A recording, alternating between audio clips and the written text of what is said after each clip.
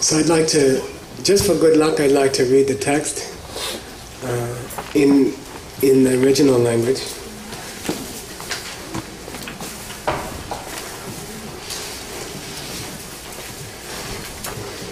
My teacher asked me to write a text in Tibetan and then translate it, and they said I should start doing that, so you get that. All right, here we go.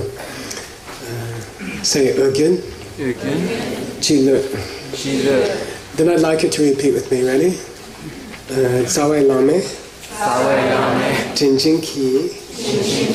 Nyinge Dunkor. Chokyo Pe. Seme Jikten. Shinre Jel. Degun Ngeche. Longten Top. Next page. Detap Chinang. Sorbet. Chine Gudson. Merchunkor. Nang Gyutang. Je. Sorry, we gotta do that again. Nang Gyutang. Je. Mengakdun.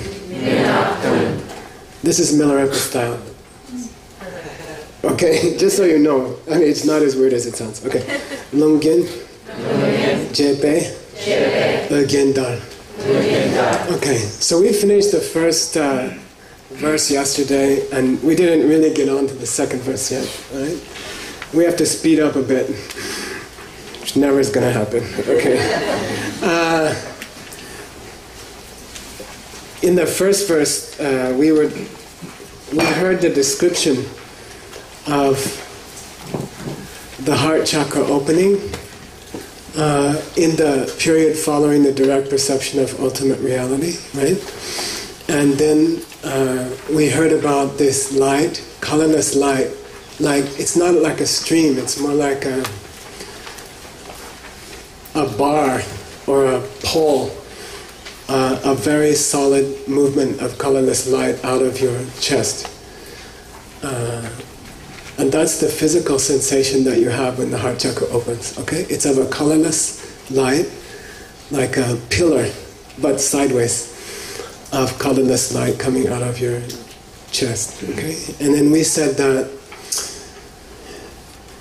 because of that release of prana at the heart chakra, then you have extraordinary perception of, in a single minute, you see the faces of billions upon billions of living beings, not just human, okay? There are lots of other creatures running around the universe, okay? And some of them we can imagine and some of them you can't, okay? Some are hard to imagine. Imagine a person who is so immense, physically and mentally, that they can play with galaxies like marbles. Okay, there are such beings. That's what they call Brahma or Indra. There are people like that. There are real people like that. And they are huge, okay? They are not enlightened. They are huge, suffering beings. But they get to play with galaxies, okay? There are such things.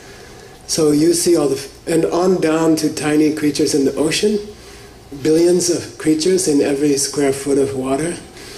And imagine that as the heart chakra opens, you are able to see the face of every creature, from these galaxy players down to the creatures in a few inches of water, seawater.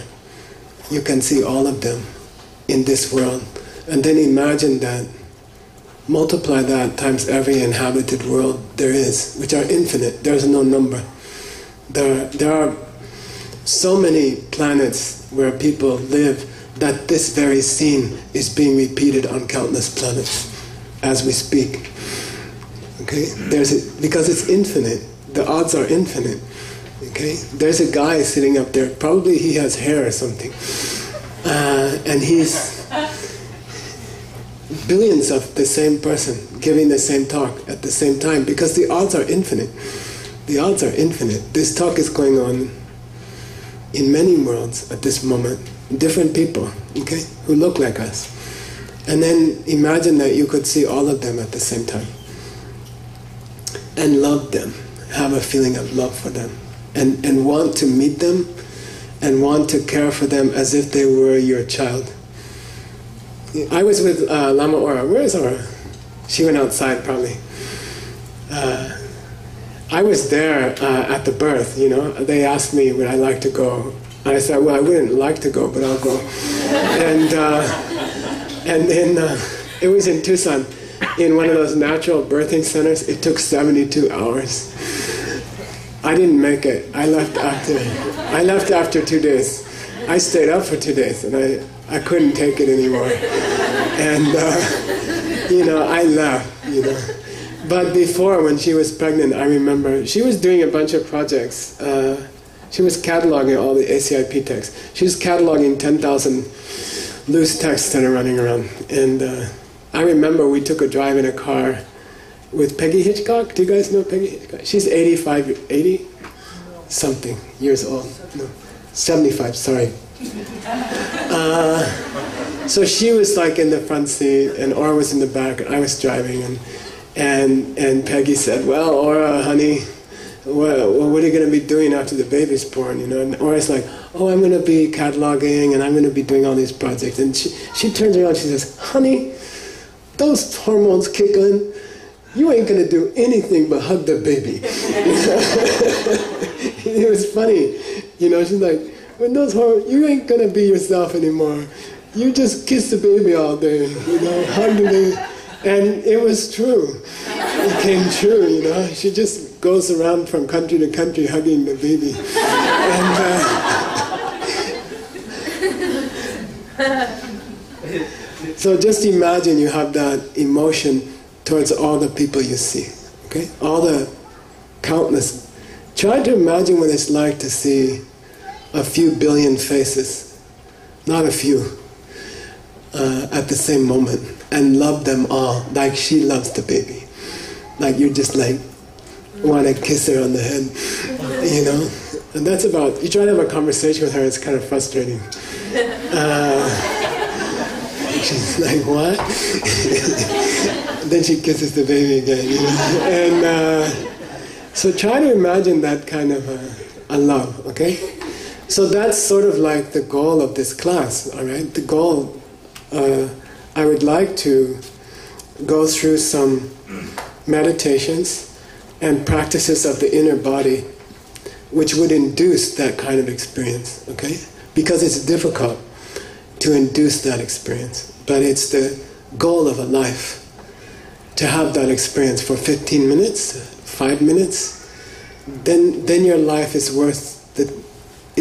Your whole life becomes valuable and well spent if you have 5 minutes of love like that for countless living beings, okay? Then your whole life was worth it, okay? All the trouble and all the work.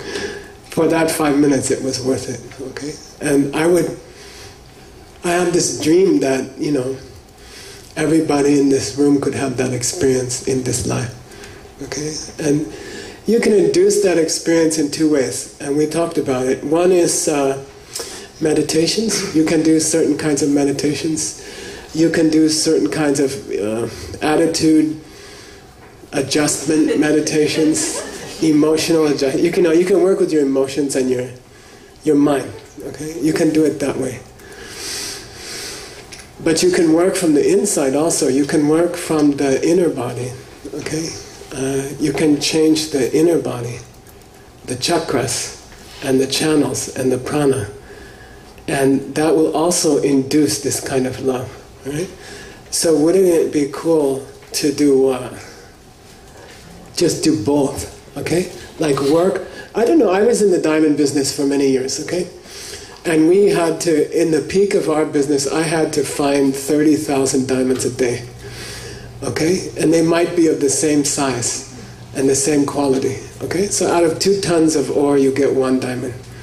I need 30,000 diamonds, and they have to match perfectly. Okay? Like, imagine that, trying to find 30,000, okay, in one day, that match. And you have to go all over the world. You have to call people in Bombay, you call people in Amsterdam, you call people in Belgium, Antwerp, You call people in Tel Aviv, you go to Singapore, you go to Hong Kong. You call the whole world. You have contacts throughout the world. Each person gives you 6 or 7 stones, 10 stones, 20 stones, and you collect them. And the idea is that you don't put your hopes in one place. You go from many angles. To get one goal, you have to go from many angles. It's the same when you want to open the heart chakra. Okay, our goal is to open the heart chakra. You don't work at it from only one angle. You know, you call Tel Aviv, which means you try to bring some wind up the central channel to the heart chakra. Then you call Mumbai, which means you try to bring some prana down from the upper chakras, you see? And then you work on some meditations, like what we call the 7 steps for developing love, okay? You work from the mental side to move the prana. And then maybe you do some yoga that is meant to address that chakra, okay?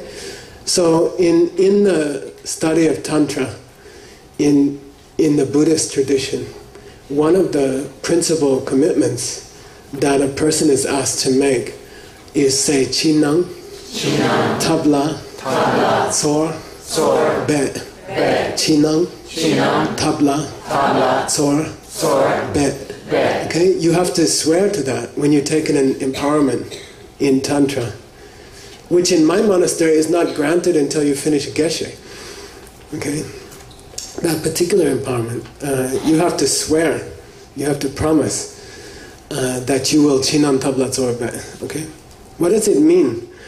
Chi means I swear to use outer methods to develop the 2 great realizations. What are they? One is the direct perception of emptiness, the direct perception of higher reality, okay? Which if you see it for 15 or 20 minutes, you are certain to become an angel of light. Somebody objected the other day. Where were we? Phoenix? They said, why are you using this angel talk? You know, it's so Christian, you know. And I said, well, that's exactly what you are. You know, that's exactly what you become. You become an angel of light, you know. And I'm sorry. No, I mean, it's exactly the right word, okay? You become that, okay? So, if you see emptiness directly for a few minutes, then the body will change within a short time, okay? So those two great experiences, see emptiness directly, see the faces of every being and love them at the same time. Those 2 experiences, these are the goal of a spiritual life. Chinan Tabla Tsor Be means you must induce those 2 experiences by using inner and outer methods, okay? Both. Don't favor one over the other, use both, okay? Chi would mean, for example, if you wanted to... Now I'm going to stop talking about developing ultimate love, okay? I'm going to call it opening your heart chakra. But you know what it means now, okay? It means love. It means that experience of love, coupled just before it with the perception of the ultimate reality, which is a long story. We're not going to go into that, okay? There are special yoga exercises in the Buddhist tradition, which at one time was linked with the Hindu tradition in Bengal, West Bengal. The tradition that Sri Pattabhi Jois or Master Iyengar or all of their kids, like John Friend or David and Sharon, or all those kids that have come from them, all of those practices came from West Bengal 1,000 years ago, exactly 1,000 years ago. And in those days, Hindus and Buddhists practiced together, and they practiced yoga together. And then that yoga came into Tibet 1,000 years ago. The main 2 lineages of yoga that we practice are called Naropa and Niguma. Say Naropa. And Niguma. Okay. So Naropa was a prince in India who, by long story, became a monk and then became a yogi. and a great practitioner of yoga, and he was taught a kind of yoga by his teacher Tilopa, which included the 6 yogas of Naropa, which includes the practice of inner fire, which has in it a tiny sliver called the asanas of Naropa. Okay, so physical yoga practice in Tibet, in our monastery, is a tiny part of the practices of inner fire, which is only one of the 6 yogas of Naropa. Okay, we study it that way. Then his spiritual partner was Niguma. He had a beautiful, beautiful spiritual partner. It's one of the Romeo and Juliet stories of ancient India. It's very, very, I don't know, I love the story, and I love them, you know, and it's just this unbelievable story of 2 dedicated yogi and yogini who lived their life together, and they practiced together, and they taught together, and they were unbelievable. They're so, so beautiful, and their relationship was so beautiful. And so Lady Niguma also had a whole system, including a system of yoga, okay? And they came into Tibet 1,000 years ago. Lady Niguma taught a monk named Kyumbal Nyongjor, and then her asanas came into Tibet. And then Naropa, Master Naropa, taught Marpa, who was a beer-swilling businessman from Tibet, but a good yoga practitioner. And he brought it to Tibet. He taught it to Milarepa, who taught it to Gampopa. And then it comes down to us. It came down to our monastery from them, okay? So an outer method, when you say Chinan Tabla Tsorbet, when you say I will practice both inner and outer methods, an outer method would be to practice the yoga of Niguma, okay? Sometimes she's called Nigu. Say Nigu. Nigu. Sometimes she's called Negu. Negu. And some texts say her real name was Nirguna. Say Nirguna. Nirguna. Nir means not. Guna means a quality like sattva, rajas, tamas, right? And Nirguna means she has no qualities. She has no nature. It means the lady of emptiness. It seems like her real name was the lady of emptiness. Okay, Nirguna. So an outer method to open the heart chakra would be, for example, the yoga practices, the asanas of Niguma, okay? And we'll talk about them, okay? What the text says at this point, verse 2, Empress Nego, okay? Empress Nego means Niguma, all right? You can use her machine. Machine is a translation of Chunkor, say Chunkor. Chunkor. Chunkor is a translation of the Sanskrit word yantra, which means a magical machine. A magical machine, or contraption's a good word. And yoga in Tibet is called magical machine, chunkor, yantra, okay? So you can study her machine on the outside, and then on the inside you could use one of the classical methods of opening your heart, okay? And the one that we'll be doing is called, say, Gyunde, Mengak, Dun. Gyunde, Mengak, Dun. Okay. Gyu means cause, De means result, Mengak means personal advices which you receive from a teacher. Dun means 7 steps, okay? So there are 7 steps of a meditation to opening your heart, all right? So what we're going to do is open the heart from the inside and then open the heart from the outside. And hopefully the two together will open it. Okay? All right? And it's very powerful. You see, some traditions only have yoga, asanas, and some traditions only have meditation. But when you reach the highest teachings of the Tibetan tradition, you are required to use both at the same time. You are required to do yoga asanas to open the heart chakra, And you are required to do meditations which open your heart, okay? And together they open the heart chakra, okay? When the heart chakra opens, you have those two experiences. The direct perception of emptiness, which changes your body into that of an angel, and the direct perception of all the people of the universe, and the love, and the knowledge that you will take care of them, okay? That's so... I was sort of disappointed in you guys last night, I don't know. Supposed to be when you get to that, everybody starts crying or something. You know, I try to imagine that you will be the person, your career track is inevitably, unstoppably, to become the person who takes care of every single being on this planet. It is your destiny. It's manifest destiny. You will do that. And you're worried about, you know, your paycheck or your apartment or something like that. I mean, you are meant for bigger things, okay? You inevitably, especially if you got here, inevitably you are destined to become the person who takes care of every single living creature on this planet personally. Because once you get an angel's body, it's no problem to split it. Okay? You just clone yourself a couple billion times.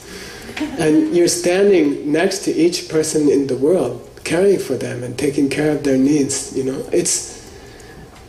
And that's a worthy way to spend your life. That's what you should be doing. That's what you want to be doing. This is just frustrating, working and feeding yourself and clothing yourself and wiping your butt, and you know, these things are all like, you're frustrated, you're not happy because it's not what you really want to do. You'd rather be an angel with a few trillion bodies and serving people, which is the most fun.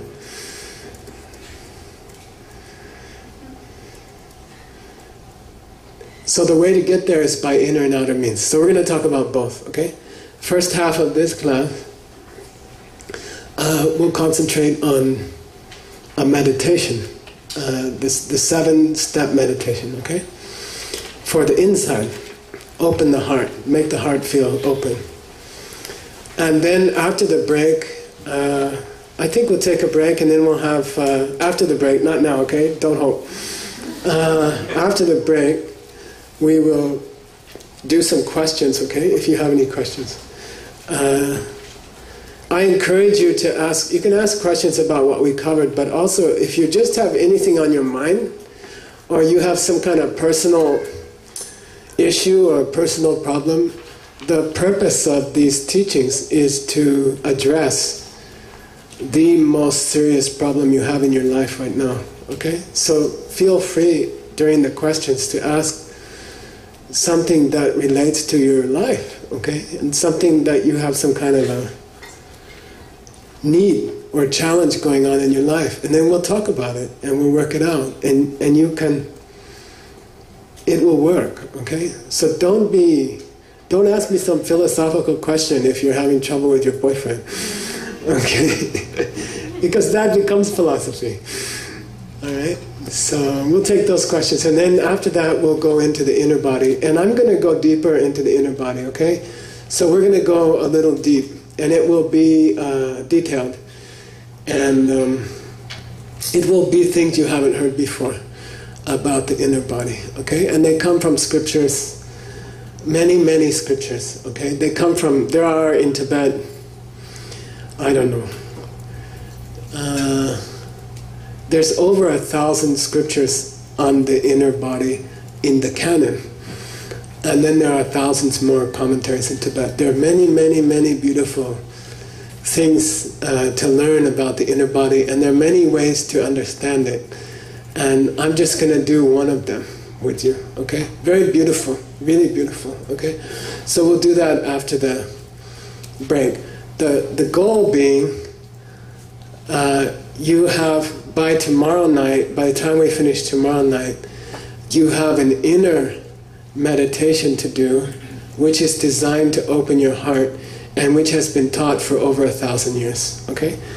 And then on the outside, you have a practice of the body, the physical body, which can move the chakras, open the chakras from the outside. And then you go at it from both sides, all right? And then that's the goal. Then we'll see how many people go into labor. We call it inducing labor, right? Not you. She's like due tomorrow or something. Just hold out for a few days. So that's my plan. So let's go to the 7 steps, okay? This is a 7-step. Let me see if I remember. Say Marshe, Chin Chen, Chin So, Yuong Jampa, Ningje, Paksam, Senke. These are the 7 very famous steps, okay? We'll go through them one by one. The first one is, I think, the most difficult, maybe. It's called Marshe, okay? Marshe. Marshe means I acknowledge or I recognize that you are my mother, okay? I see that you are my mother, okay?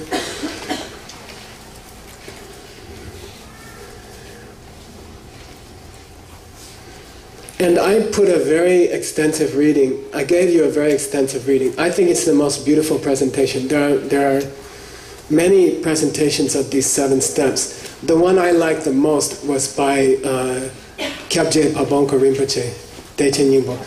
He was born in 1878. He taught my teacher briefly when my teacher was very young. Okay. But mainly he trained Trijang Rinpoche, who is the root Lama of the present Dalai Lama. Okay, so the present Dalai Lama's teacher is also my teacher's teacher, and his teacher. He wrote a beautiful piece about the 7 steps, and to me it's the most beautiful one I've seen. So I translated it, and you have it. Okay, I hope they have it, right? Yeah. Okay. Thanks to they don't get these things. They get these things in the car from Chinatown, and they pull it off. So I'd like to thank all the people doing the.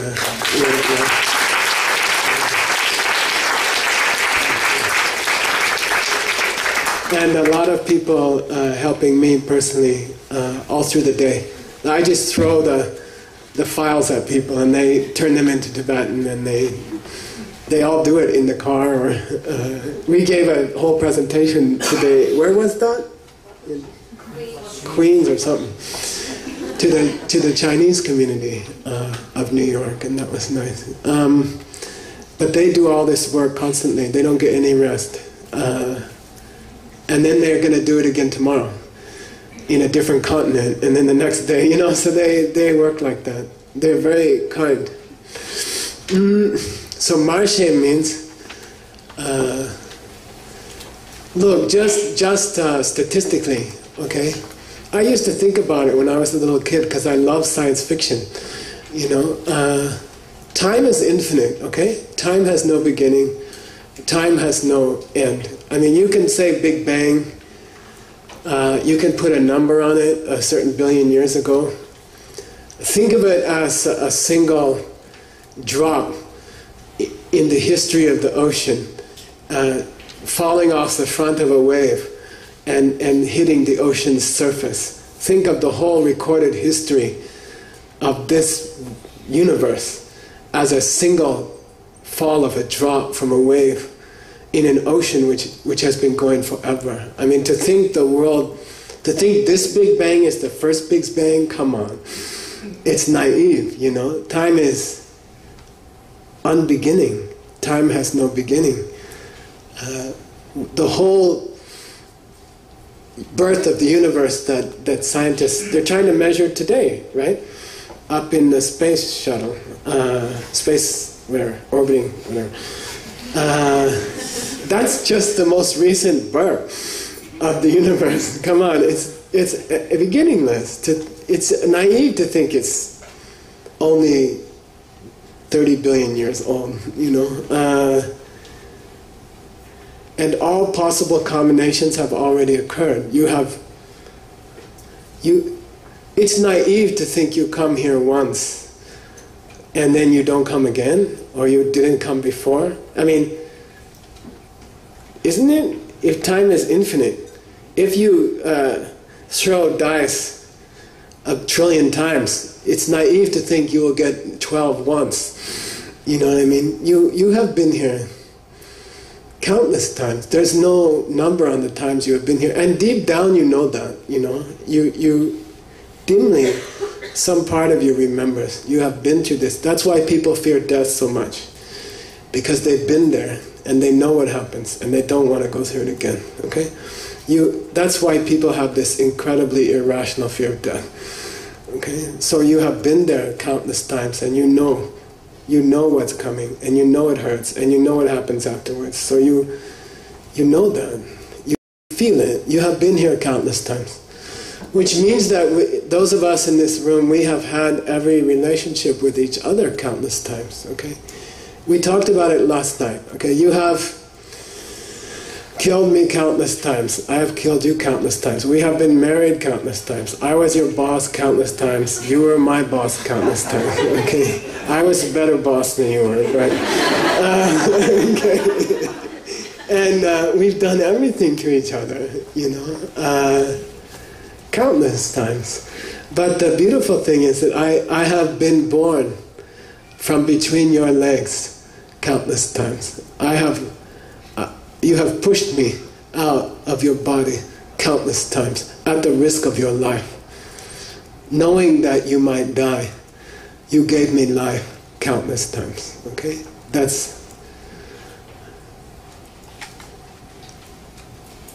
It's the way it is. Okay? You have. Okay? And then they say, in the scriptures they say it's as if we had both fallen off a ship, and that ship was caught in a whirlpool.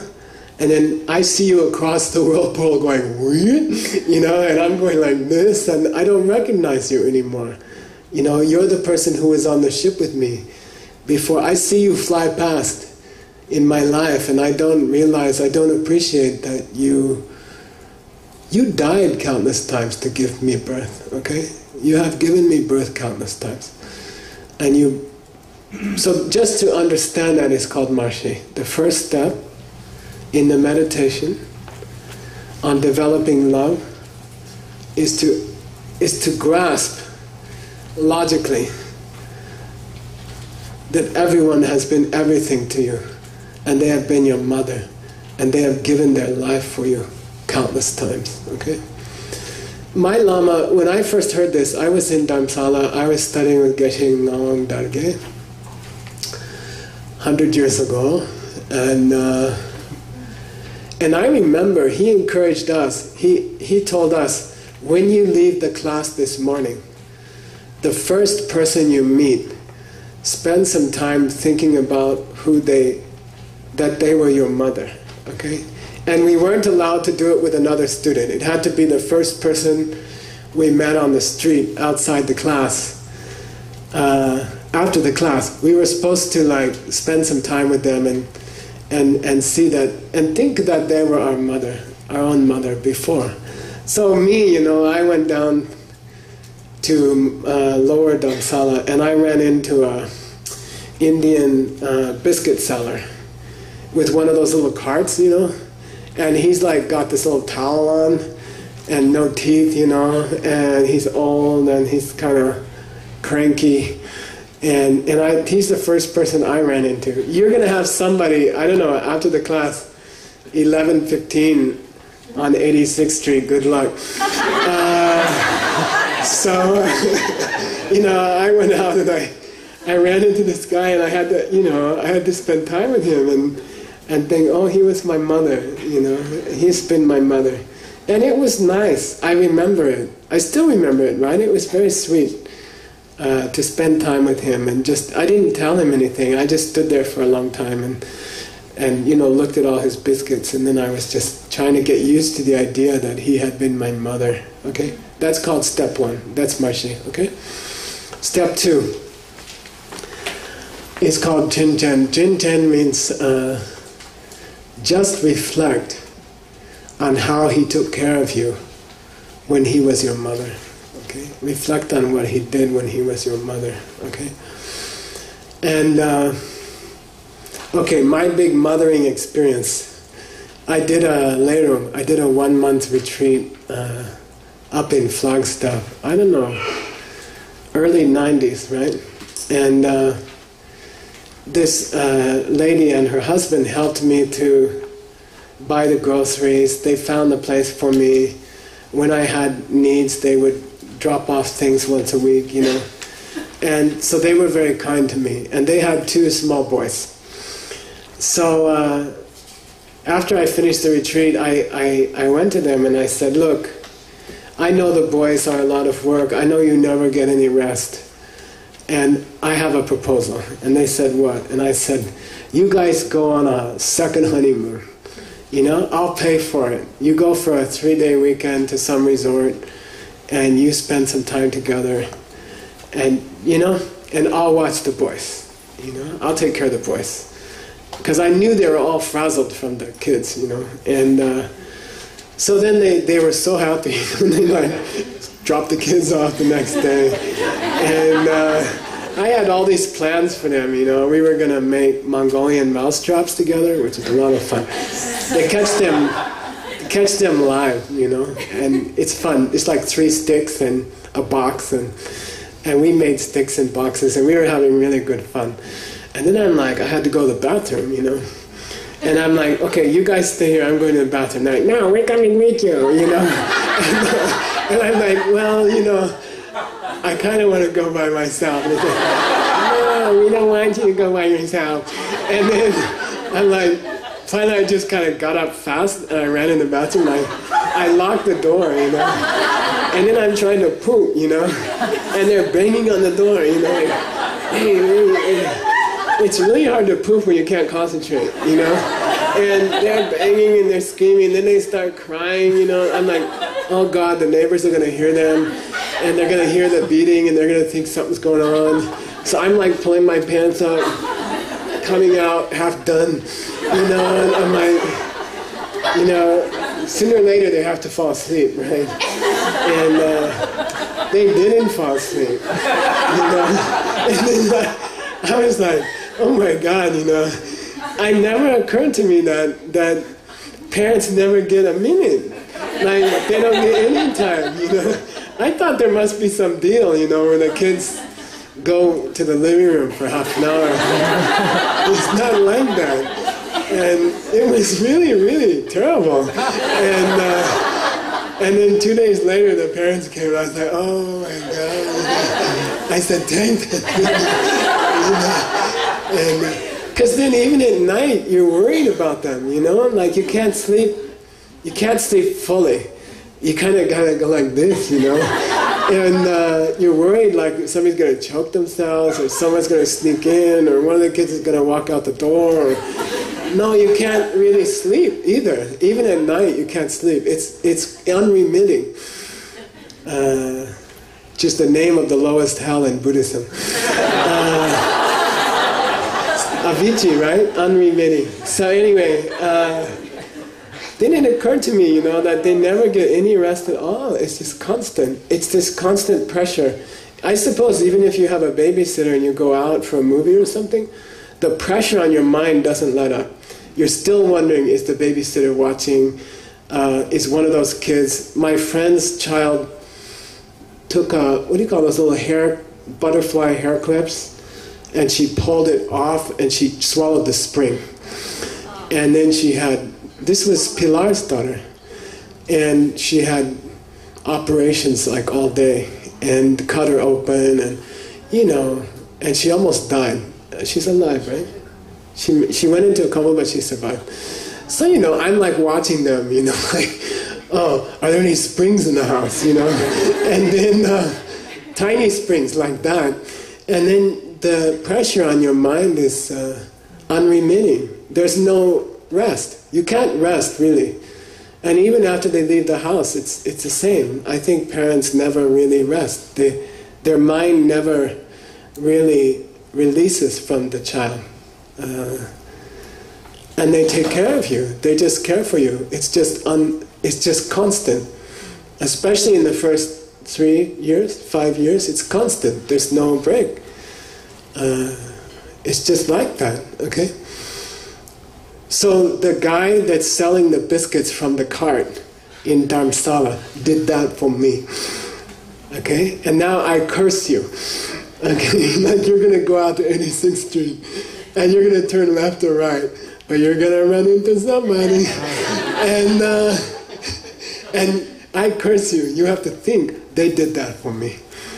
Okay, that person did that for me. You know, unremitting care. And they did that for me. All right? And so the first person you see, I curse you. You will think of that. You will think of them taking care of you. Like that. All right? And you will remember when you teach this to your own students, which you must do, okay? This is part of the deal. I don't teach things more than once, usually. And the deal is that you have to teach it next, okay? So then you're going to talk about the guy you met on 86th Street, okay? I hope it's a good one. To your students, okay? And then that's step number 2, okay? Jin Jen means just think about how she took care of you, all right? How much she took care of you, Jin Jen. The third step of this meditation is Jin So. Say Jin So. Jin So means pay their kindness back. Do something to pay them back, all right? Even in this life, okay, in America, it's not like, say, China. We don't appreciate our mothers that much. I think most of us, it's kind of popular in America to have a complex about your mother, and she was okay for the first 6 years, and then she wouldn't let you do something. And then maybe at some point she got hard on you, or she got unhappy, or she didn't treat you nice, and then you never forgave her. And now she drinks too much, or she's cranky, and you don't like her. And you don't like to be around her because she's so demanding. And then in this country, there's not much of a culture of wanting to serve your parents, to repay them for the kindness they gave you, okay? But in other countries, it's not like that. In China, it's very sweet, okay? In India, it's really sweet. I had a diamond dealer friend, and he lived in a place called Juhu, right? Which is like Hollywood. In Mumbai, all the wealthy people lived there. You're talking multi-millionaires, billionaires, okay? So he's a diamond dealer. He built a house in Juhu, a huge house, marble floors, gold toilet fixtures, pure gold. And then I went to see him, and he's stuffed in with his family in this little apartment inside the city. And I'm like, what are you doing? Didn't you build a house? He said, yeah, I built a house. And I said, well, why are you staying in this little apartment? You know, and he said, my father. I said, what about your father? He said, he's over there. He likes to stay in this little room. The room was like a closet.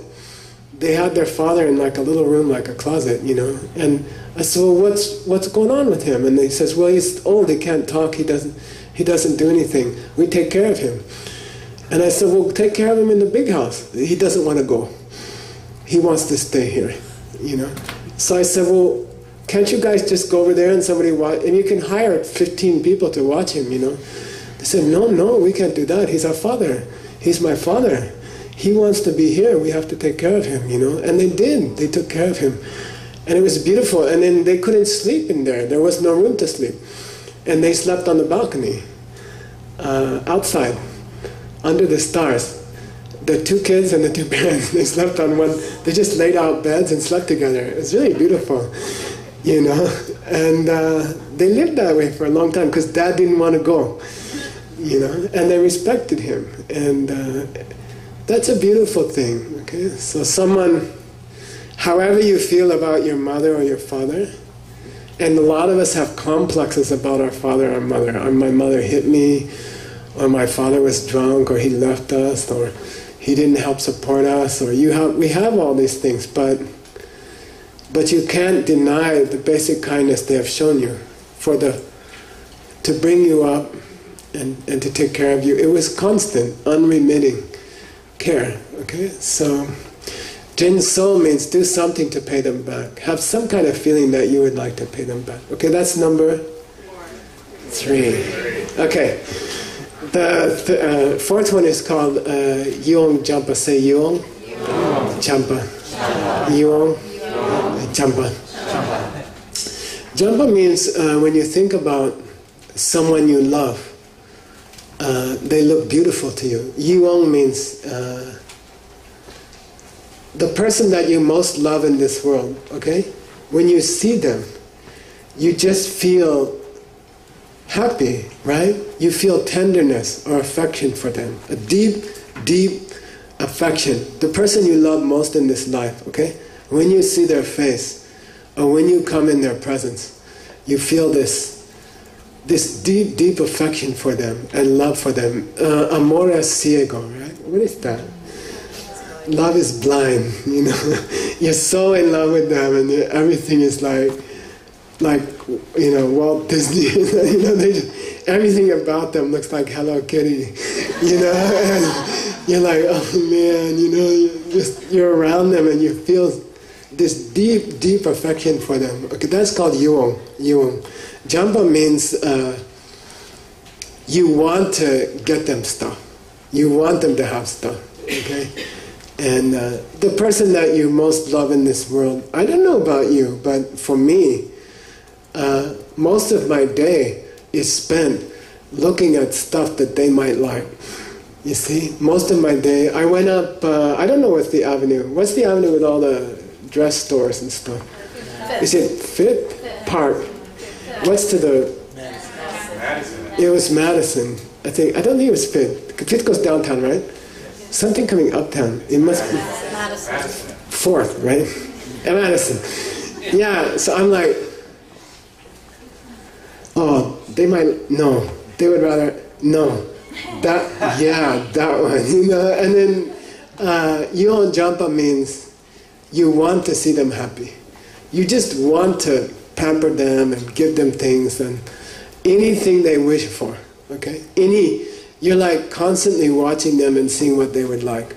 And then your whole raison, Bengali, how do you say it?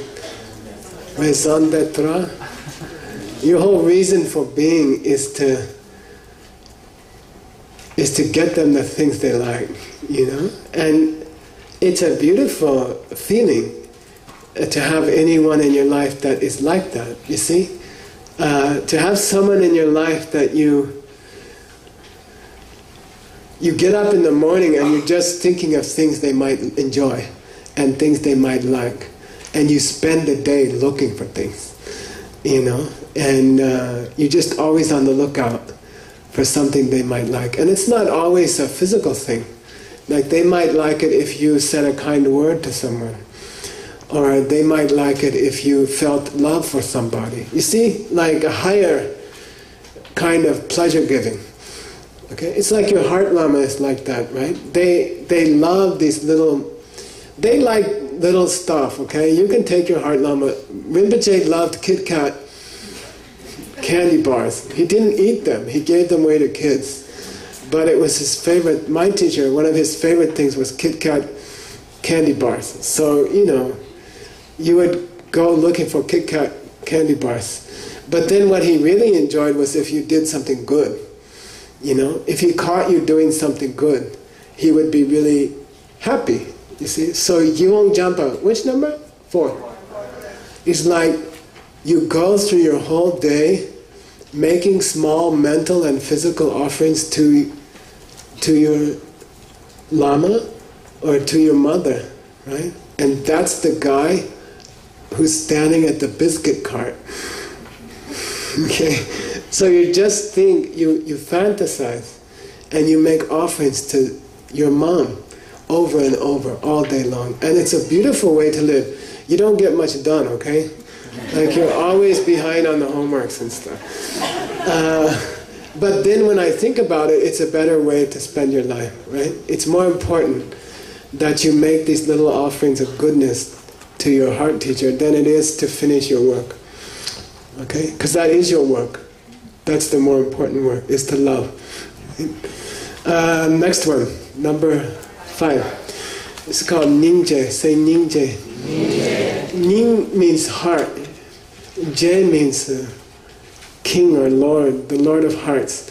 And Ningje means you want to remove any suffering or trouble that your mother might have, you see?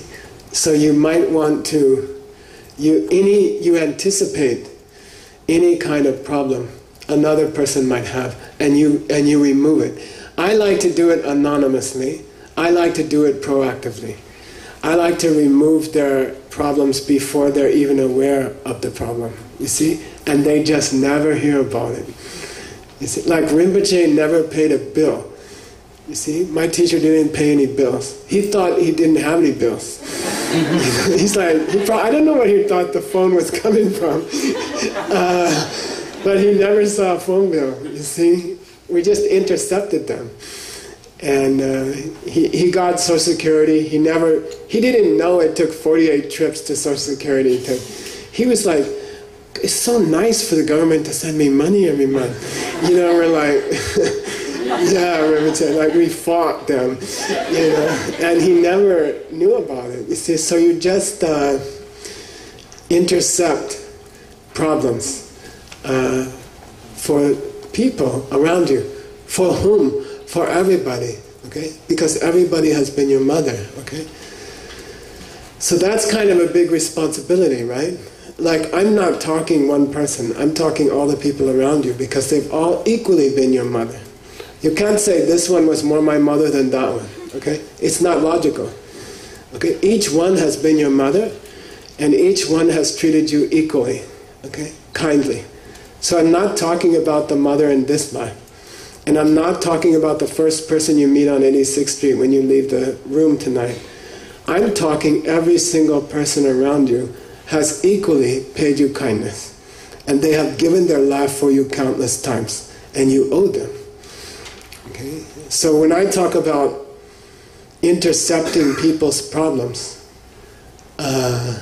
it's for everybody. Okay? Everybody around you. All right? Not just one person, everybody, okay?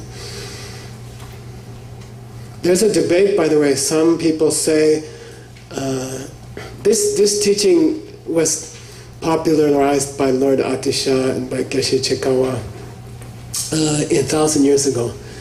They say, why didn't they do the step of taking away the problems before they did the step of giving them sweet things? They said, if a child is sick, first you treat the child's illness, and then you give them toys. You see, you don't go to a child who has the flu and say, here, do you want a toy? You know, you treat them first and make them better, and then you give them a toy. They said it's backwards. And then Lord Atisha and other lamas, they said, first you have to feel this special love towards them and the desire that they be happy, and then you will want to treat them, okay? Like that. There's a reason why it comes in this order, okay?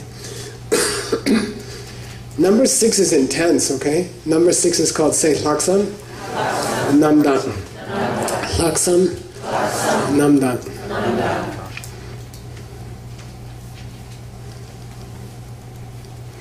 And we talked about it yesterday. We had a program during the day yesterday.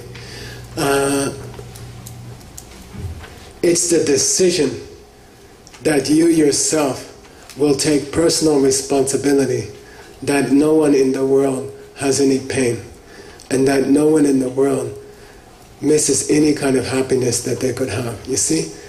Like, it's difficult to take responsibility for one other person's needs. It's difficult. For us, it's difficult, okay? To really, like my old lady, you know, we're having all these discussions. I have an older woman that I help care for. And we're having all these discussions. She is getting too old to drive. Okay? Like, it's dangerous. She's had a couple of really bad accidents. You know, the police took her license away. She said, I don't care. What are they going to do, lock me up?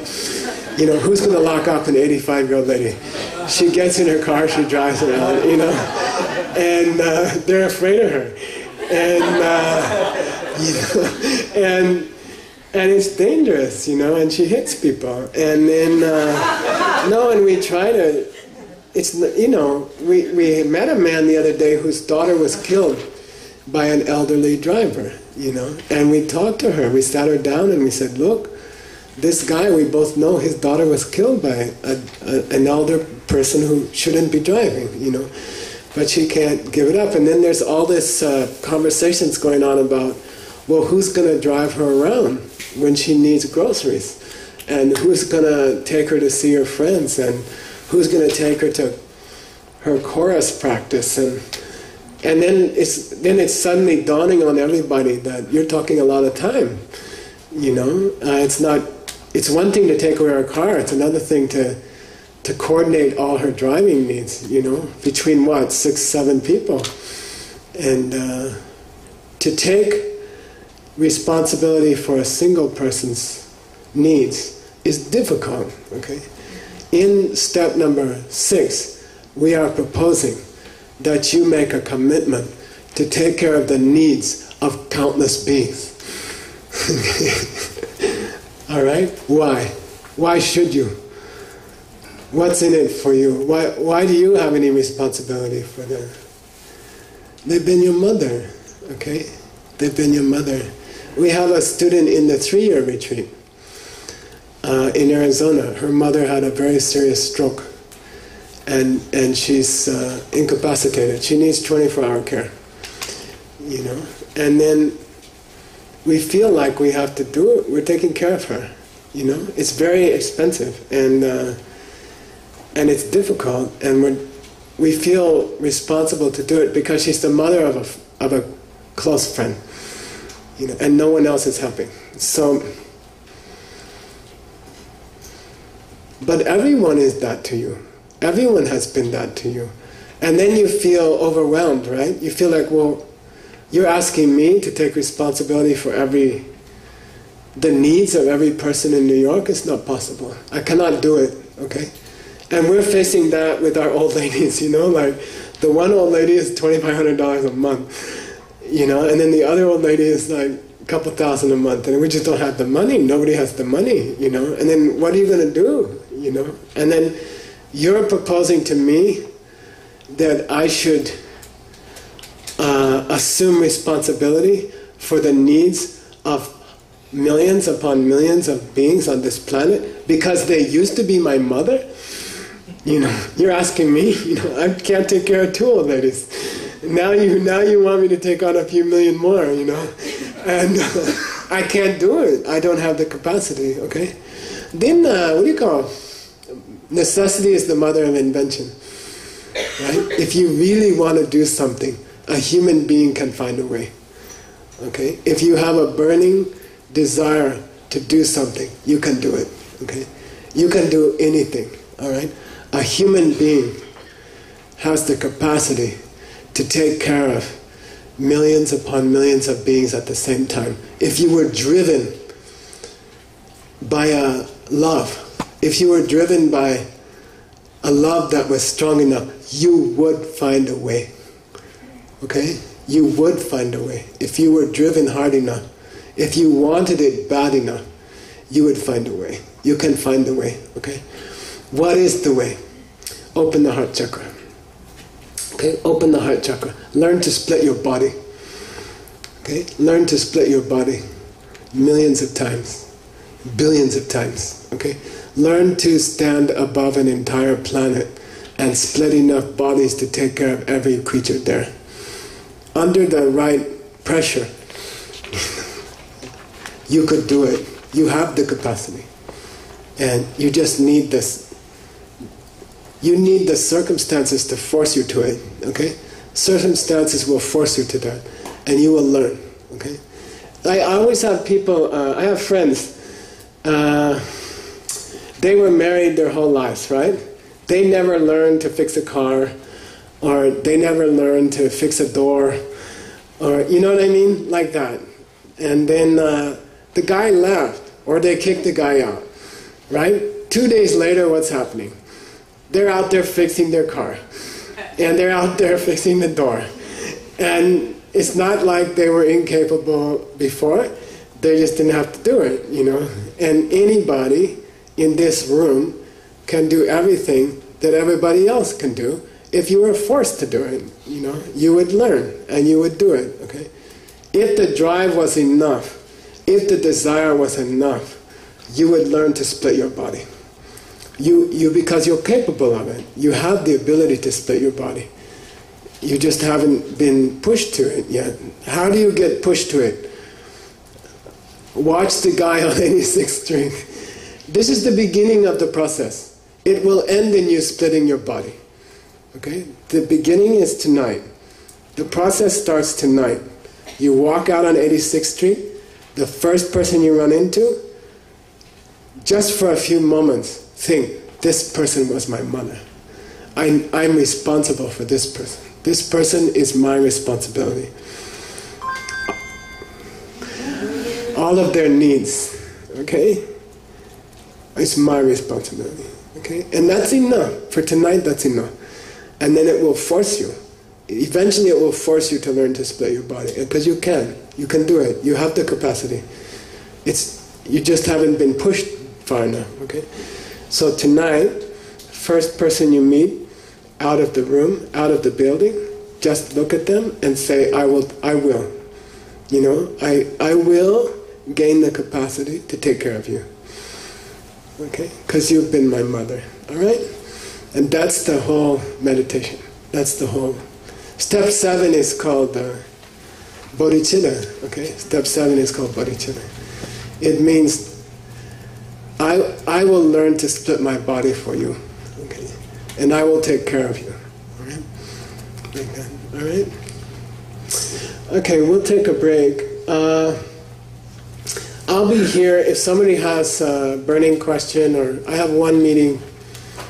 I have like a 10-minute meeting. And then if you have some questions, okay, leave them up here and I'll announce them, okay? So I'm sorry to keep you late, and we'll take a break, all right? Then we'll come back and we'll do inner body.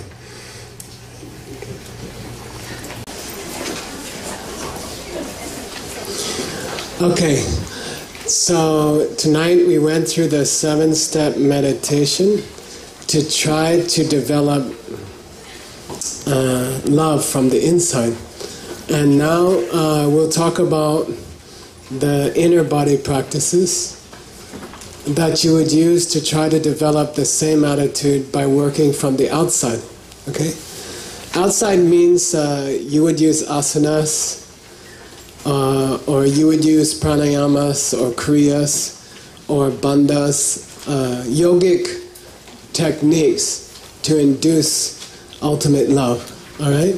And what the meditation we did at the beginning, which I would like you to practice, it's on your homework for tonight. Did you get your homework? Yeah, so they ran out. They got the homework at 8 o'clock, okay? They did a good job. Tomorrow, probably later, okay? If that's possible. On your homework, there's a meditation that I'd like to ask you to do, which is breathing, just breathing through your chakras, okay? We're trying to open the heart chakra. I'm going to give you a 20-minute, okay, we only have 20 minutes more. I would like to give you a 20-minute rundown on the heart chakra, okay? So they say in Tibet, to open a chakra or to get prana moving through a chakra, first you have to understand the structure. What do they call it in medicine? A combination of organs which are considered as a group. There's another word for it, a structure or a... I don't know. It bugs me, I can't remember it. It's like a structure. The heart, you have to, before we work on the heart chakra, I want you to understand the physiology of the heart chakra, okay? The parts of the heart chakra, okay? How it's built, the structure of the heart chakra, okay? Which is weird. It's different, okay? And I think I'd like to go at it through, and I put a translation, there's the beginning of a translation in your notebooks, right? And there's much more coming tomorrow. I think there's 50 more pages coming tomorrow, okay? And it's part of a translation. I did a huge translation of the inner body. It was hundreds of pages. I gave some of it for one of the Bokjimma classes. We used, 50 pages of it or 75 pages. But there's hundreds of pages from the classics of the inner body. And I'd like to go over with you just what the heart chakra looks like, particularly from birth, okay? How does the heart chakra form in the womb, all right? So if you understand the physical structure of the heart chakra, get the feeling of what we're doing. In the first half of the class, we tried emotionally to open the heart chakra. And now we're going to be like surgeons. And we're going to go into the physical, what's the word? It sounds like structure. We're going to go into the physical structure of the heart chakra and talk about opening it mechanically, okay? Through pranayamas or through asana, yoga, okay? And that's Chinan Tabla Tsorba. That's working from the outside and working from the inside, which is faster, okay? From the inside, you're going to open your heart in an emotional sense with the 7-step practice. From the outside, you're going to learn the structure, the physical structure of the heart chakra, and then you're going to work on just cutting it open, okay, through yogic means, all right? So I think it's a cool, you have to understand that in Tibet, ultimately, you were required to do both. You were required to join together these two approaches, inner and outer, okay? It was felt that you would never be able to complete the job fast enough if you didn't work from the outside and the inside at the same time, okay? So this is a very high way of developing love, you see? It's very beautiful, the idea that you could work on a physical structure of your body to become a better person, to become a nicer person, okay? A kinder person, to develop that peak experience, right? Where you have direct perception of billions of beings and you love them and you see how you will take care of them, right? And the idea that you could do some kind of physical exercises that would open your heart in conjunction with meditations that open your heart emotionally, it's a beautiful and unique concept, you know? I told my friend, he's a Christian priest, I said, you know, if you were running your church the way we are running things, you'd be doing push-ups during the sermon, you see? You see, the idea is quite literally, you do physical exercises which tend to open the heart chakra. To do that, you have to understand the structure of the heart chakra. And to do that, I think it's most useful to go at it by seeing how the heart chakra forms inside the womb. As the child forms, the heart chakra also forms, okay? So we're going to discuss that. And it's going to be a whirlwind discussion. Otherwise you won't get home. So we can say that in this practice we are working with 7 chakras. There are more, okay? Sometimes 9, sometimes 10. We are working with 7 main chakras in trying to develop love. And of all the chakras, the heart chakra forms first in the womb, okay? As the child develops, the heart chakra forms first. How the other parts of the inner body form, which winds come first, which chakras come after the heart chakra, we'll give you that also, maybe tomorrow, okay? You'll get it in your reading, all right? So the heart chakra forms first. There are 2 famous presentations on the heart chakra. One is called, say, Ninge, Sanda, Ge. Ninge, Sanda, Ge. That means the 8 channel petals of the heart. The 8 channel petals of the heart. Because the channels coming out of the heart chakra resemble petals of a flower, okay? Physically they look more like spokes of a wheel coming out of the heart chakra, but they are given the name of petals, okay? They don't look like rose petals, okay? They look more like wagon wheel what do you call them? Sticks, spokes. Okay, but they are called petals. Okay, so it's a famous principle of Tantra in Tibet that the heart chakra has 8 petals or 8 channels coming out of the heart chakra, 8 primary channels. Okay, we ain't gonna talk about that. We are not talking about that. Okay, say Ningar, Togmar, Chakpe, Tsa, Ge. The 8 channels which form at the heart karma at the beginning. We're talking about those 8, which is not the same as the first 8. Okay? The first 8 I mentioned you have in your heart chakra now. You have 8 principal channels coming out of your heart chakra. Okay? We ain't going to talk about those. So don't get confused. That's why I'm bringing it up, to confuse you. Okay? You have 8 channels coming out of your chakras now. We ain't going to talk about them.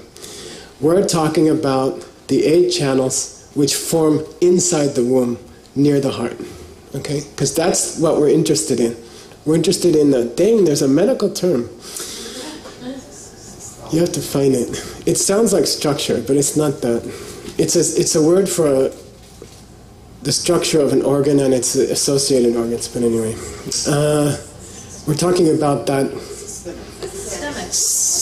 It's not system. It's something else. It sounds weird. It sounds like a business term. I don't know. Anyway, you find it by tomorrow. So I'm going to go through the 8 channels that form in your heart when you are first born. Okay? Hang on one sec.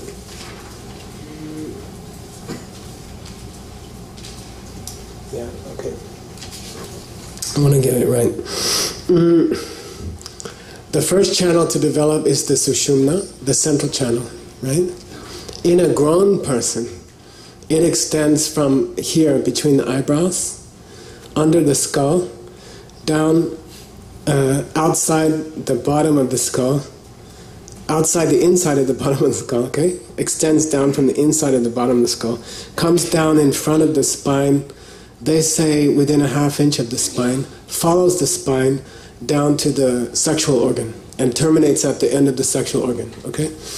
So that's the Sushumna. Sometimes it's called Avaduti, okay, in Sanskrit. In Tibetan it's called Tsauma. And there are 12 synonyms for it in Sanskrit, and they all mean like middle channel, central channel. Zhongqing in Chinese. Okay, these are different names for the central channel. That one forms first. If you can get prana to move through the central channel, you will have those experiences we talked about. You will see ultimate reality directly. Your mind's capacity is open to see directly the faces of billions of creatures at the same moment, and you have an intense love for them, an intense desire to care for them, like the 2 little kids banging on the bathroom door. Okay? If you can get prana to enter the central channel, shuk ne tim, say shuk, ne tim sum.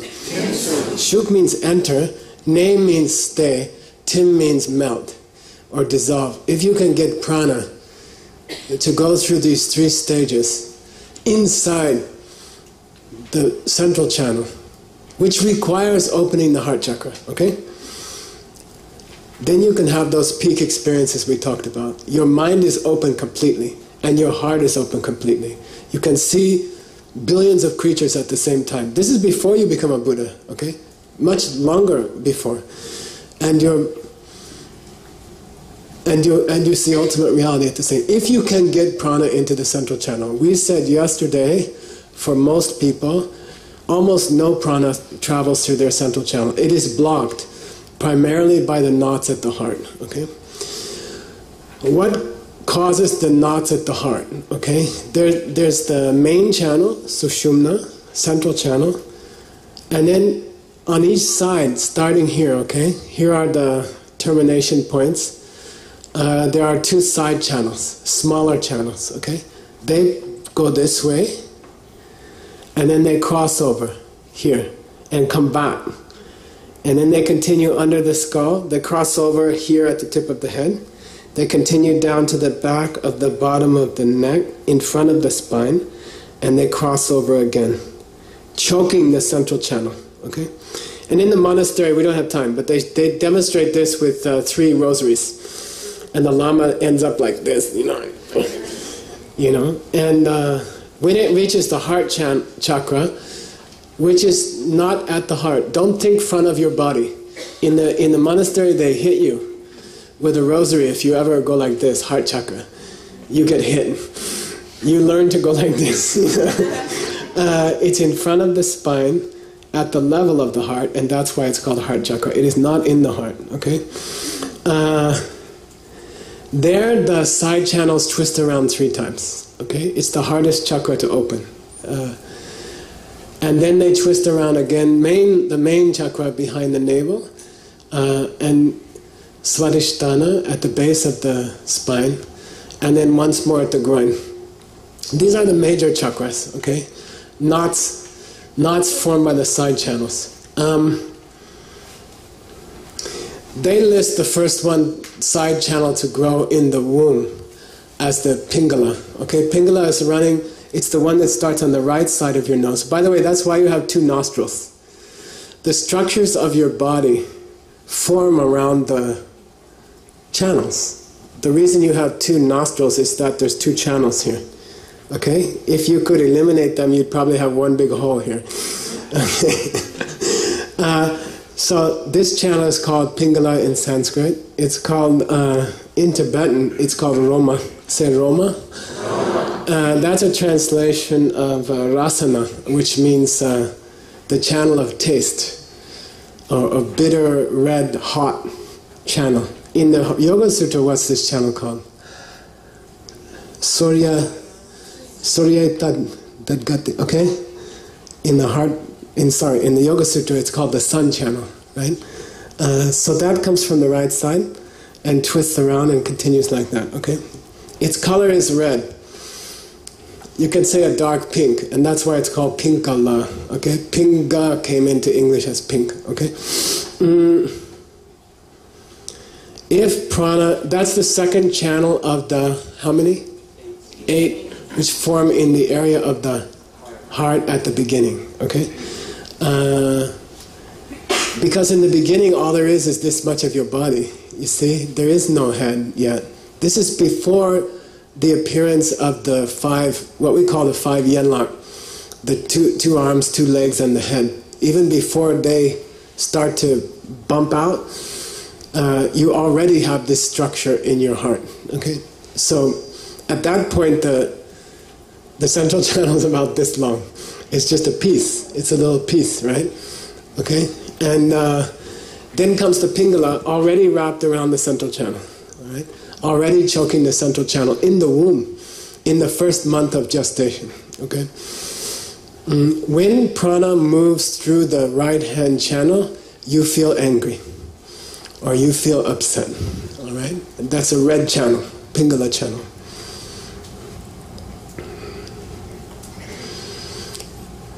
It's sometimes called the channel of the grasped. In the Vajrayogini sadhana, what's it called? Sungzin Tishing Chong, right? Sungzin Tishing Chong. Sung means the channel through which your misunderstanding of objects travels. Zin means the channel through which your misunderstanding of people travels. And they are both called Tishing, or more correctly, Chilshing, which means ivy. What do you call it? Vine. Vines of ivy. Why? They grow around your central channel from the first month of gestation. They're already wrapped around your main channel like ivy, okay? And they choke it, right? So when you feel upset or angry, prana is moving through the Pingala, the right-hand channel, all right? The more upset you get, the more it will choke the central channel, and the less likely you will be to have the 2 perceptions of emptiness and love, okay? The more upset you get in traffic, the more you disqualify yourself from having a deep meditative experience 3 days later. It's not going to happen. Okay? If you get reasonably irritated in traffic, there's enough prana coming into the pingala that you will never be able to go into a deep meditation within the next 72 hours. Not possible. Okay? If you get irritated every day, then you're in trouble. Okay? So even in the womb, in the first month, already the pingala has formed, and it has already started to choke the little inch of the central channel, okay? In the womb, okay? On the left, the next channel to form, which is, how many we got? Yeah, now we're on the third, okay? In Sanskrit it's called Ida, say Ida. If you want to sound exactly correct, curl your tongue back and say Ida, and say Hatha Yoga, and say Mandala, and say Pandita. And this is the correct way to put your tongue, okay? And then you will sound Indian, okay? The reason Indian sounds Indian is because they are making retroflex sounds properly, correctly. So it's not Ida, and it's not Hatha Yoga. It's say Hatha, Ida. Okay, Ida means sheep, okay? It's hard to find that translation. It's in the Tibetan scriptures, okay? Ida means a sheep. Why? Because that channel, which is also called Chandra, which means the moon, it's a white color. It's a milky white color. They are both, by the way, what do you call it? Opaque. They are not crystalline in color. They are impure channels, and they are opaque. They are also damaged, all right? They are always damaged. They have tears in them. They are crooked. The scriptures describe the two side channels as being defective, okay? So when you want something really bad, I call it Pringle channel, okay? Pringle means, I don't mean, if you've ever met a person who really knows how to eat, they open a can of Pringles, they take one Pringle. This is like Anatole. And they enjoy it. They really enjoy it. And they might even put back the last half. And then they cover it, and they feel happy, and they feel satisfied. Okay? The prana in that moment is moving through which channel? Enjoyment, true enjoyment, honest, clean, happy enjoyment. It's moving through the central channel, okay? But people like me, you know, then you're like, and it's this problem because they flop against your, they kind of hit you in the nose, and you're trying to scoop them in, you know, and chew at the same time, and you just get out of control. You can't enjoy them. You don't enjoy them. You're not enjoying them. You're just nervous. Like you're something nervous. Like you have a meeting in an hour and you're late and you didn't eat yet and you're just like, okay? When you go from enjoyment to nervous, the prana moves into the ida. Okay? The prana has moved into the ida. Nervous eating, nervous desire for anything. What do you call it? Unhappy desire. Okay? Then the prana is moving through the ida. Even in a child, in the womb, in the first month, emotions are flowing. There is a feeling of, they say there's a feeling of constriction and feeling hot and feeling a little bit upset about that. And then they say there's a feeling of wanting to get out really bad. And those two emotions already in a child, in the first month, are choking the central channel. The two side channels are choking. I'm talking now about the structure of your heart chakra, right? So now you have three components of this system or structure. I forget the word. Okay, this thing called the heart chakra. Okay, we already have three parts of the heart chakra. Okay, next one to form. It's called the Lady of the Triple Turn, which is called Sumkorma in Tibetan, okay? The Lady of the Triple Turn. This is a channel which bursts out of the area of the central channel towards the front, okay? Towards the front of the body, okay? If you take a garden hose, can I go a little bit late? Is it okay? Yeah. Sorry. Is it really okay? If it's not okay, just leave, but don't forget the first person you meet, okay? If you take a garden hose and you kink it, right, and then you turn open the valve, there will be a buildup of water, right? And if you keep insisting and you don't open the kink in the valve, it will burst, it will split, right? That's what happens to the central channel when it is choked by the triple turn around it of the two side channels, and it bursts. The prana bursts out, and it goes straight. The first channel goes straight, horizontally, right, towards the front of the body, which in spiritual terms in Asia is always considered which direction? The east. Okay, the front of the body is called the east. What's the back of the body? What's the Sanskrit word for west? Paschima. So if you do a Paschimottanasana, you are stretching the west side, the back side of the body. Okay? And Pash came into Vash, came into Vesh, comes into west. So west comes from Pashchi. Okay? So the first channel to break out after the first three have formed is the eastern channel, and it's called the Lady of the Triple Turn, Sumkorma. Okay. The next petal is called the Lady of Desire, which in Tibetan is called Hlai Duma, Duma, and it comes to the south, which would be what side of your body? The right side. Okay. So I have trouble. I'm like dyslexic on directions. I always think I'm standing in Kansas and I'm facing New York City. Okay? That's how I remember. I can't remember the colors of all the 5 Buddhas and all that unless I go in Kansas and stand facing New York. And then I think, okay, Texas is the south. Okay? So, the right channel bursts out next. Okay? Due to the pressure at the heart. Okay? The right channel bursts out next.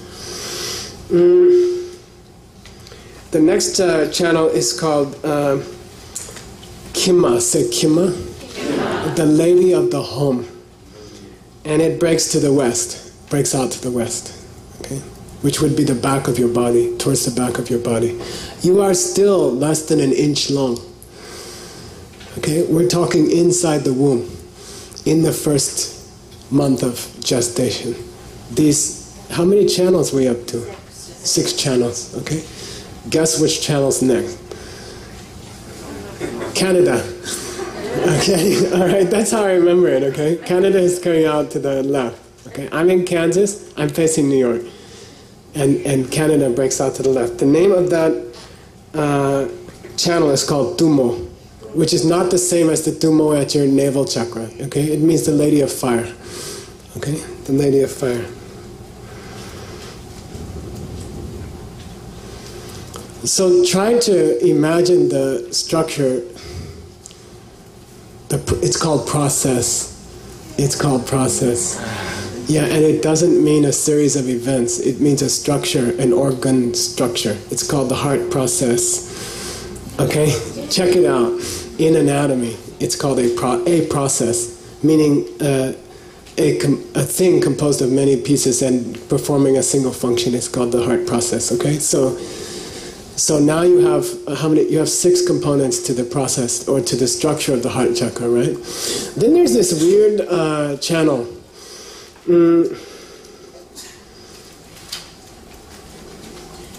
Say Dujama.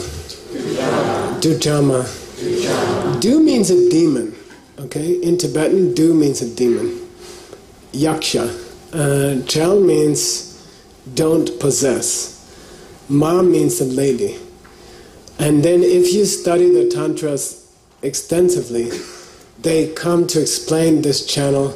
You could translate it as the lady demon of obstruction.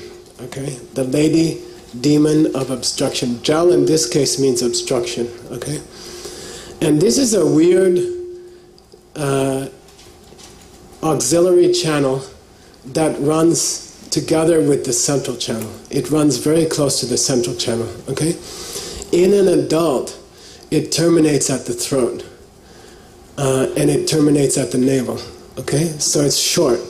It only covers the length of your torso. Okay?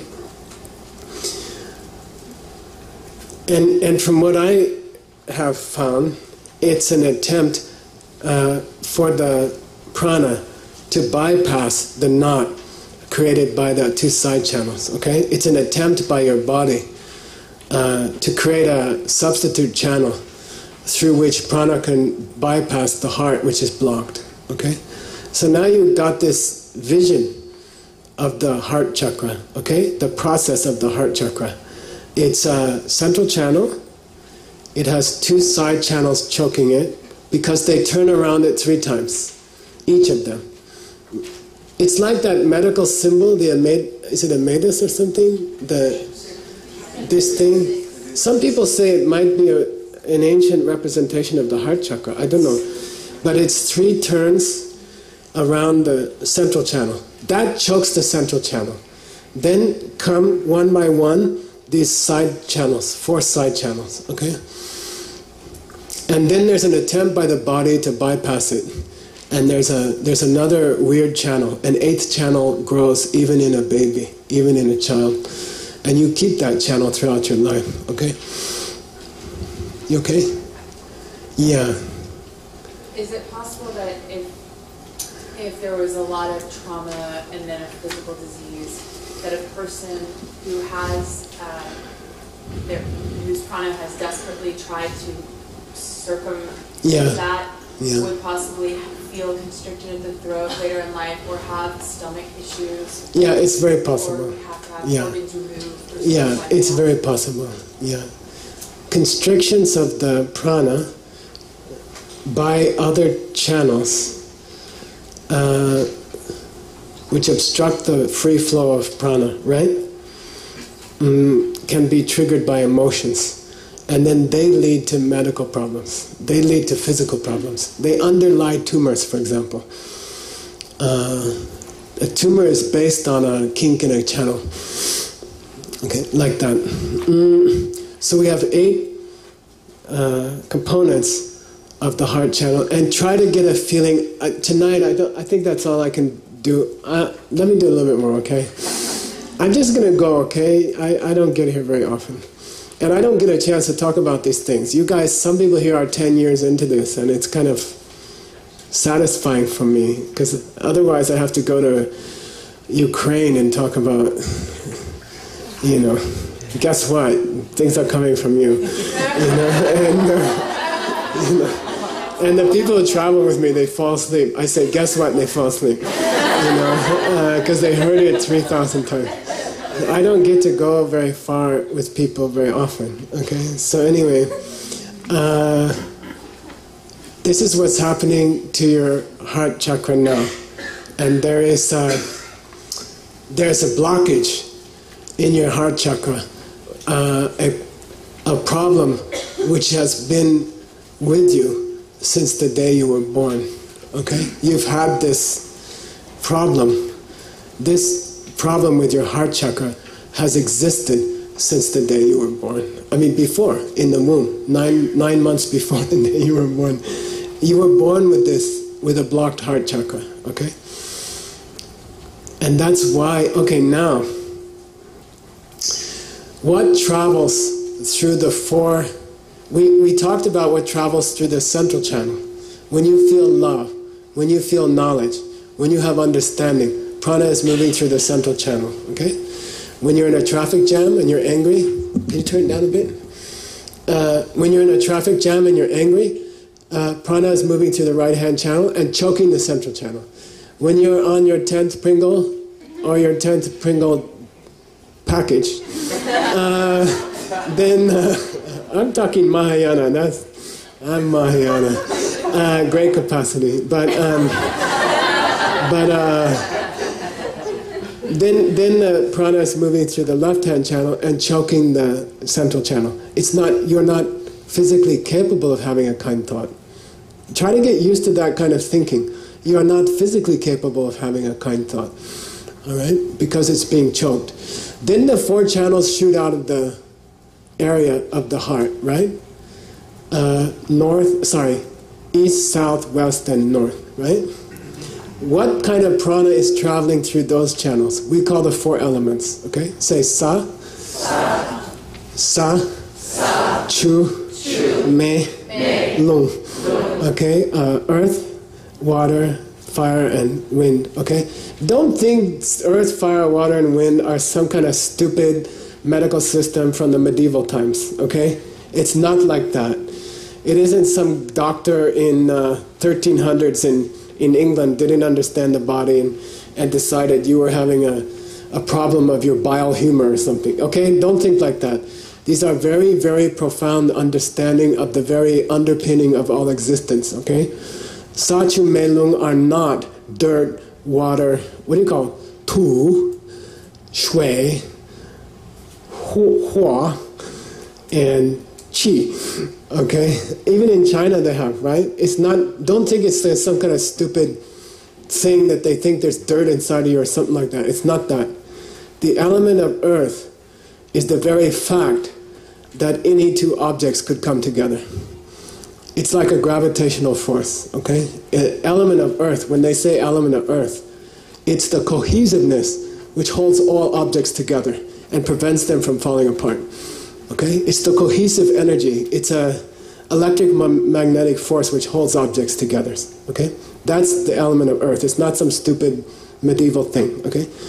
Chu means the capacity of things to move, or to be wet, or to be fluid.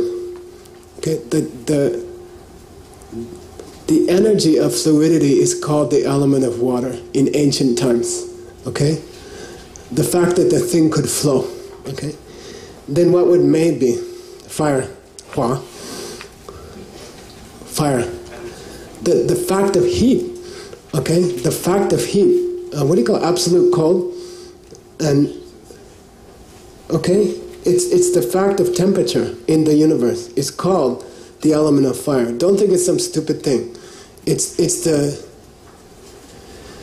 the energy which creates the universe and creates the heat of the universe and creates the energy of life, creates the heat of life. It is a power. It's an extraordinary power which creates the very temperature of the universe, okay? Of every sun in the universe, okay? And then the power of wind, all motility, all motion, the moving of any object, from atomic, subatomic particles to planets and to galaxies, is the element of wind, okay? Now get this. This is the cool thing, all right? As prana passes through those 4 channels in your body, in the womb, when you are 1 inch long, they create the universe around you. Try to grasp that, okay? The movement of prana through the 4 channels coming out of the heart, linked to the elements, the elemental forces, creates the galaxies that exist around you when you are born. Cool. Extraordinary. Try to understand, okay? The universe is derived, the measurable universe that you now are at the center of, right, is flowing from those 4 channels at your heart. Okay? Try to grasp that. Okay? Later those channels split. Okay? Each one of the 4 splits to the right. The one running to New York splits to Florida. Okay? Get used to it. Alright? The one that's supposed to go to Texas splits to Arizona. The one going to California branches off to Oregon. And the one going to Canada goes to Maine. Alright? Got it? They don't split off at the heart, they split off a little further down. Okay? So another channel, the main 4 continue in the straight direction. But then another one splits off of each one. Okay? That's how you get the 8 channels of the heart. Got it? Which are not the 8 channels that form in the heart area in gestation. Right? We started by talking about 8 channels of the heart. In a fully developed person, there are 8 channels coming out of the heart. There's 4 main channels. Then there's 1 extra channel off of each one splitting off to the right. Why are they important? Why am I talking about this? Okay? Why are we staying up late to do this? I gotta get up early and I have a party after this. Okay. But I'll make it. I have laksam. Okay. Inside the channels that split to Florida, Arizona, Oregon, and Maine, okay, run your capacity of sense. Runs your capacity to be aware of anything, of the outer world, okay? To see things, to smell things, to hear things, to taste things. The primary channels of the heart are creating the universe, and the secondary channels of the heart are creating your experience of the universe. It's cool, okay? Your whole experience of the universe and the universe itself are flowing out of 8 tiny channels at the heart that are there when you are only an inch big. Okay, got it? That's pretty awesome. Okay, all right? Okay, just get, yeah. So is that the choking that creates all of this then? Yeah, the choking creates it, yeah. So is that a curse or is that a good thing? We'll get there. She wants to know if all this is being created by choking, then is that a bad thing? It is a bad thing. Okay? The universe as it stands is a bad thing. Okay? Worlds which will die. Suns which will burn out. Inhabitants of worlds who will die. Inhabitants of worlds who are doomed to be born and to die. Okay? And to lose all the things they worked for their whole life. Okay? And all their loved ones. Yeah, it's a curse. Okay? It can be fixed. The point is to fix it. Okay? It doesn't have to be like that. But that's a good question. That's samsara. Okay? What's happening, what's being produced by the heart chakra channels is the world of suffering and a universe of suffering. A universe in which planets burn out, suns burn out, and the ants crawling across the surface of each planet continually die, get old, lose everything they want. Including us. We're one of them, right? Okay? Okay? Got it? Is there anything else I have to depress you about? Yeah. Okay, last thing.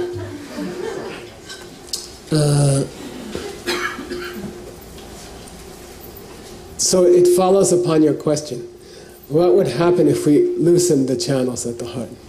What would happen if we were able to loosen the chokehold on the channels of the heart? By the way, the word chakra, you know, means a wheel.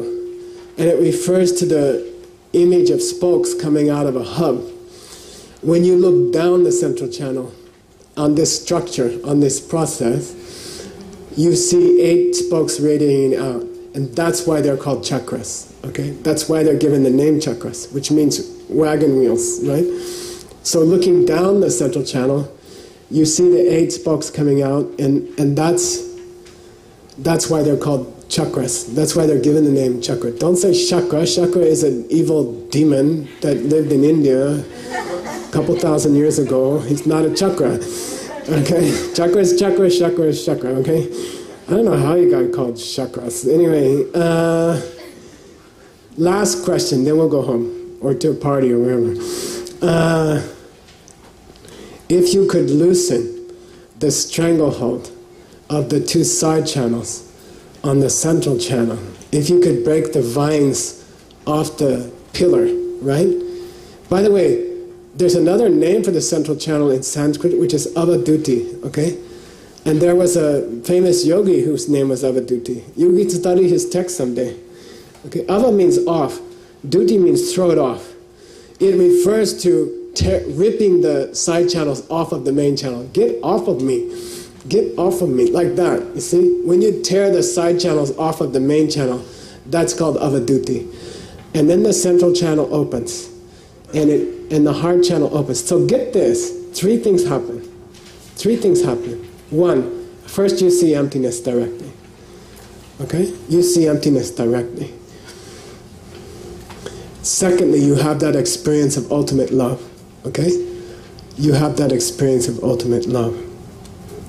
Thirdly, the process by which the channels of the heart create the world around you and create your perception of the world is purified. And you enter a holy paradise. You see, the world transforms and your body transforms. And you become a being of light and the world around you becomes pure. Because there's no more choke on the central channel. Actually, the channels, the 4 channels withdraw. And the 2 channels withdraw. And that little auxiliary channel withdraws. And they all suck into the middle. And then the world is pure. Then you live in a pure world, okay? No death, no war, no hunger, no sadness, no unhappiness, okay? A world of perfect happiness. And try to appreciate that you have gotten there through physical means. We have operated on this process of the heart. Okay? And so we'll continue tomorrow. Obviously we need to talk more about we talked about the problem.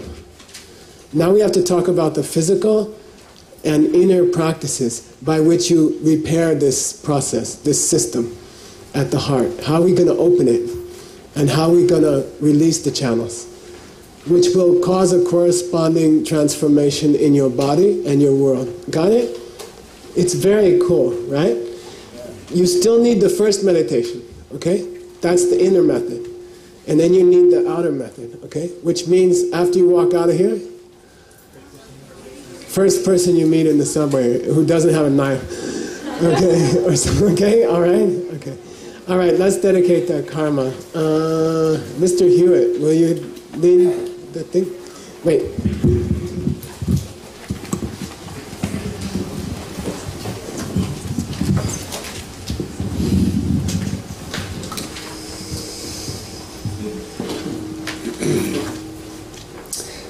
Sashi Bukhi Tushin Metok Tram Rira Vinshin Deyan Padi Sangye Shindu Mikte Wali Tukunam Lakshingla Jupaso Idam Guru Radna Mandalakam Niryatayami Gewali Gewokum Sunam Yeshe Zososhin Sunam Yeshe Lejowe Dampa Kuni Jopasho.